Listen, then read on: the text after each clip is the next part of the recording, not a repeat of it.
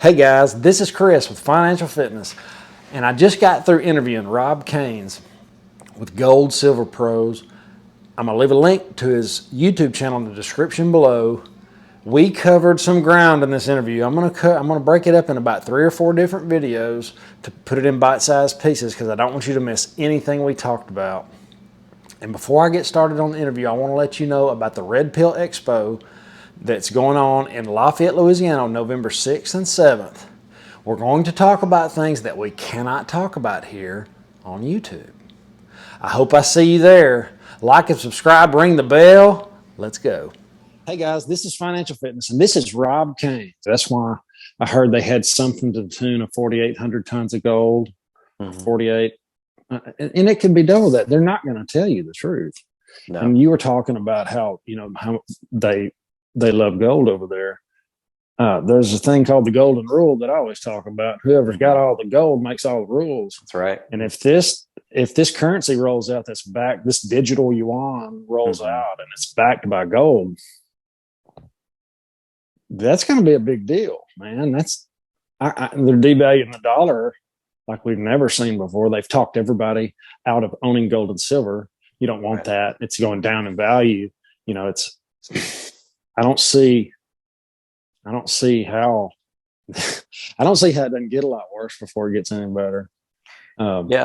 China's leading the way in the central bank digital currencies, and they're outlawing all the private ones. So you can't use Bitcoin over there anymore, or Litecoin, Ethereum, all these, private cryptos that a lot of people that get into cryptos think the cryptocurrencies are the way to get away from the government, a way to get away from the dollar or whatever and have freedom. The problem is the governments are stealing their idea and they're developing their own cryptocurrencies called central bank digital currencies, CBDCs. Mm-hmm. And China's the first to do this. They've outlawed the private ones. You can't hold it. You can't trade it. You can't really do anything with it.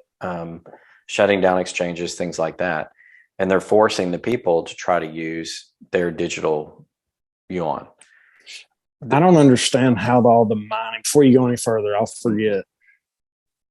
Like you see the chart of where the Bitcoin is mined. It is predominantly in China. Have you seen that? It is. So a lot of private businesses over there. That. Yeah. The thing about Bitcoin, a lot of people don't realize is there are a few entities that hold most of it. So it's not this big decentralized thing where everybody has a little bit. It's not that. It's just like any paper fiat currency. There are people that dominate the whole most of it, that control it. And I think that the governments are going to steal the technology. They're going to outlaw it, or at least make it really hard to use it. So it's not going to be a big market for Bitcoin in any case. And I think they're going to roll out their digital currencies. And the problem with that is when you have digital currencies, on a computer, they control it. They control your account. Because if you look at all the laws being set up in the banking system, they want to watch any transaction you have over $600. So any deposit that comes into your bank account, any money that leaves your bank account, anytime you buy anything for $600 through your credit card, the government now is passing legislation to watch all that. Okay, so they want to be able to watch everything. They want to be able to control how much currency is there, shut off your bank account. A lot of people don't realize all these rules are being rolled into place. And that's the danger of having, digital currencies that the governments run, because it gives them power. It's not like cash where you have a $20 bill, you can go buy something, or a piece of gold or a piece of silver, you can trade to somebody and nobody can track that. But the digital currencies, they track everything online, and they can control it, and they can tax it, they can outlaw it, and anything they want to do. So I think it's a really dangerous system. It's a tops down, well, you get what I let you have. That's and right. I've been on several Bitcoin talks, and I have no business on there. Those guys they like to talk over your head, and they want to act like Bitcoin's the only one. This is it, because they've got all of it, and the ones that don't, like Mr. Kevin O'Leary, Mr. Wonderful, called it blood coin. Well, if he had 10,000 of them, it would have been the best thing on the earth. It's the same everywhere. With the CBDC is most concerning. That is the end all be all of control.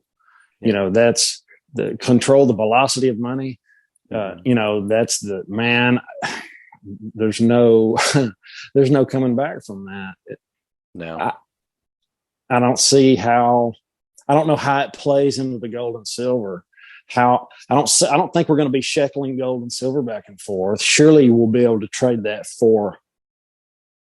Are we going to have to use this digital currency, or are you going to have to barter with it? Are you going to be able to trade your gold and silver for CBDCs? I don't think the government wants people to own gold and silver, although they're not going to try to confiscate in the US because most people don't own it. Only like 0.5%. They don't need to confiscate it. I think they're going to try to tax it. But I do think people are going to use it like on the black market. So for example, if I need somebody to come over and babysit one of my kids, I may give them a silver coin. They're not going to say anything. They're not going to go run to the IRS and say, Rob gave me a silver coin. They're just going to take that silver coin because they may be able to take that and go buy eggs from their neighbors who have chickens, right? That's what I think is going to happen with gold and silver money. It's going to be reintroduced. It's not going to be the official money, but the people are going to use that to conduct business every day. And then they'll give the government the crypto. So they may earn crypto from the employer. They may give the government crypto, but the people themselves are going to use gold, silver, or even cash or whatever they can come up with that they think has value. I think we're going to see a bunch of local currencies emerge. We started to see it with the silverback dollar. I think it's out of either Nevada or Utah. I think people are coming up with alternative currencies already. So I think you're going to see a bunch of state and local currencies that have nothing to do with the dollar that may either be emblazoned with gold or silver, or they may have gold or silver backing, or they may just be like the state of Texas may say, here's the Texas dollar, or here's the, whatever the case may be. That would be, I haven't even thought about that. The Texas dollar. Yeah. Probably be big.